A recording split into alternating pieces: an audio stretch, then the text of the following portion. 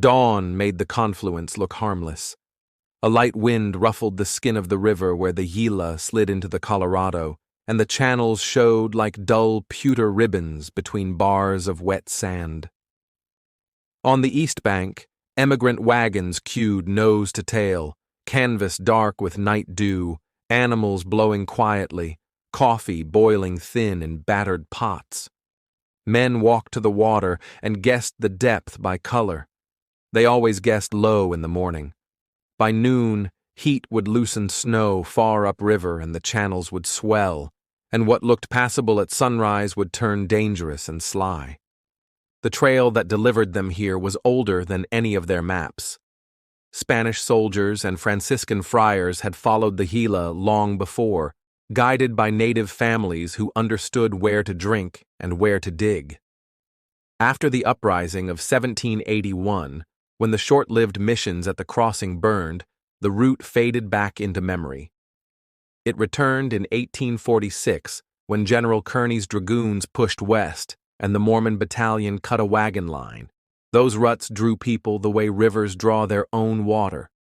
News of California's gold turned the trickle into a flood. Everything narrowed to one decision. The Quechan village stood among cottonwoods on the west bank, with fields set back from the flood line. The ford they controlled was not a single cut, but a shifting puzzle of shallows and bars. In a low summer, a party could wade the stock and float boxes on skiffs.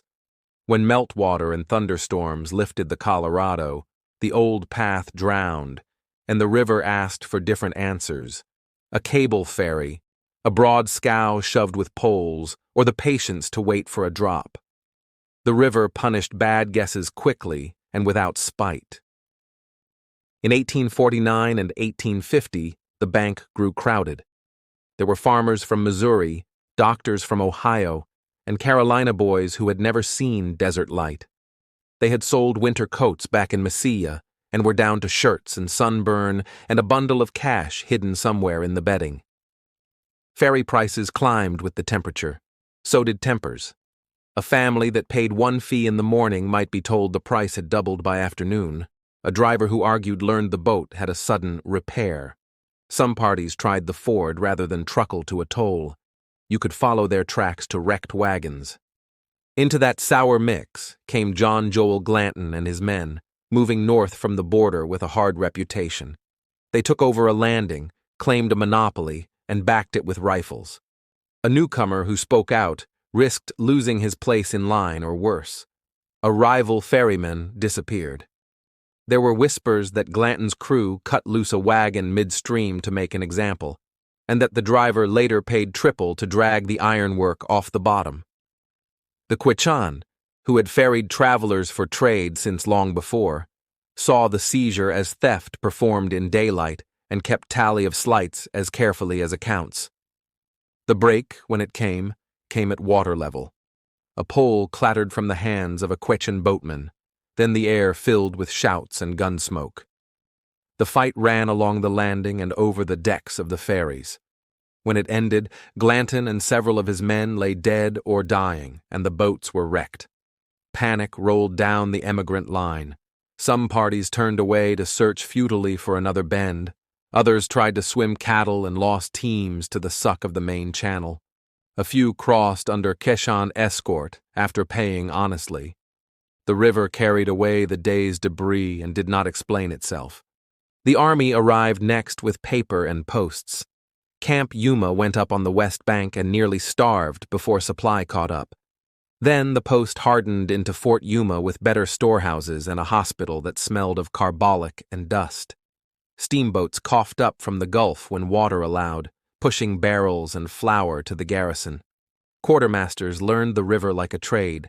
What channel ran deep this month, when driftwood came heavy, which bend ate cables after a storm. With soldiers present, profit shifted from intimidation to contract. New ferries appeared with broad decks and honest ledgers. The Quechan worked as pilots, guides, and pilots again, because the water still obeyed what they knew. The Gila Trail itself behaved like a bellows. Eastward, it squeezed emigrants through Tucson and the Papagueria, where a dry camp could stretch a single day into something mean. Westward, it opened into a string of water holes with names that sounded like relief: Alamo Mocho, Carrizo, Vallecito, before tilting down toward Warner's and the pale coastal light. A man could write 15 miles in his journal and mean 3 very different days depending on heat, wind, and whether the last well had held. The crossing at Yuma made all those variables feel like one simple calculus: pay, wait, or risk it. By 1858, a coach schedule tried to make the desert behave. The Butterfield Overland Mail ran stages across the southern route, changing teams at lonely stations where a water barrel counted more than any furniture. The coach rattled into the crossing with dust baked into its leather, passengers blinking like burrowed animals dragged into noon. The river did not care about timetables. Some weeks it ran so low the poles pushed easily.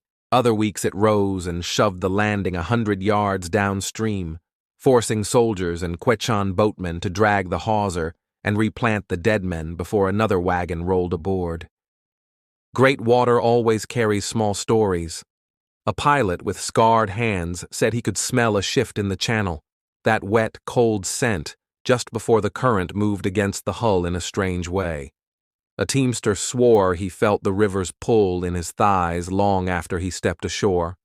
A woman lost a trunk of letters midstream, watched it tumble, then surface at the far eddy.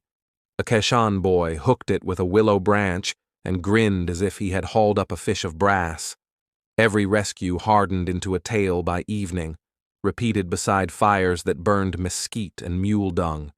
The dangers never left, only traded shapes. One season brought cholera rolling west, and the riverbank filled with graves cut shallow in ground too hard to take a proper shovel. Another season brought a flood that tore the cable free and sent a ferry tumbling, ironwork screeching until the river let go. Men fought on the landing over place in line. Soldiers took priority for supply wagons and were cursed for it. A Quechan headman watched in silence, then reminded the officer of promises made in the last treaty meeting and unkept since. The fort kept order without solving the problem at the river's heart. For the people whose lives were already braided to that confluence, the traffic was another current to read. Quechan traders walked among the wagon camps selling melons and mesquite beans and buying shirts, bullets, and tools. Their women tended fields back from the water. Their scouts rode as far as the first dry washes to look for stragglers. They chatted in 3 languages without ceremony. They showed a steamboat captain the deeper chute and took pay in flour. They refused another man who tried to plant a fence in the floodplain, then stood in council and said what belonged to the river could not belong to a ledger. Emigrants made their choice and pinned their luck to it. A family that paid the toll and waded through the noonrise sometimes crossed at dusk when the current softened, blades pink in the light. A gambler who insisted on the ford might find a bar that held and feel smart for the next 10 miles, right up until a wheel shattered in the first arroyo and the river's bargain showed itself in a different currency. Those who reached the West Bank swore California smelled closer by a day. They still had mountains and deserts ahead, but they had beaten the water, and that counted for something. By the early 1860s, the flow of wagons slackened as other routes gained favor, yet the crossing never emptied. The Army's freight, the ranchers' herds, and the silent traffic of letters and mailbags kept the scows busy. The water kept its old habits, rising at odd hours, dropping when no one expected it, shifting sand like a deck of cards. Every so often the landing would crowd again with hopefuls chasing a rumor of new diggings. They counted coins, salted coffee, patted nervous mules, and watched the cable hum while the ferry worked. Stand on that bank in your mind, and you can still feel the place decide things. The Gila Trail taught people how to move across dry country. Yuma Crossing taught them who held the right to say yes. For a decade and more, power lived in the ferries, then in the fort, finally in a set of arrangements toughened by use and memory. but the last word always belonged to the river, which rose and fell without consulting anyone, and to the people anchored to it, who remembered what had been promised and what had been kept. Thank you for listening to Deserted Trails. Subscribe for more forgotten stories from the old frontier.